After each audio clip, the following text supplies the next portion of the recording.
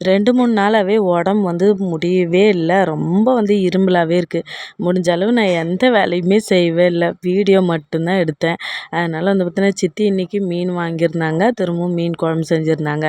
சித்தப்பாவுக்கு வந்து பார்த்தீங்கன்னா, இங்க காரைக்கால் சைட்லலாம் மீன் குழம்புல நெறைய புளி ஊத்துவாங்களாம்.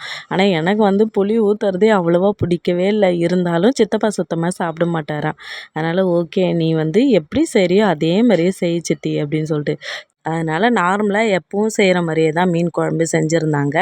நான் ஒரே ஒரு அயில மீன் மட்டும் துண்டு போட்டுக்கிட்டு மீன் குழம்பு ஊத்தி, ஒரு நாட்டுக்கோழி முட்டை இருந்தது. அதையும் வந்து வேக வச்சு குடுத்தாங்க. சாப்பிட்டு முடிச்சோனே, சித்தப்பா வேலை விட்டு வரும்போது இந்த பால்கோவா வாங்கிட்டு வந்திருந்தாரு. அதையும் சாப்பிட்டு முடிச்சுட்டு, இனிப்புக்கு பஞ்சமே இல்ல. ஈவினிங் போல ஸ்நாக்ஸா சித்தி வந்து கேசரியும் செஞ்சு குடுத்தாங்க.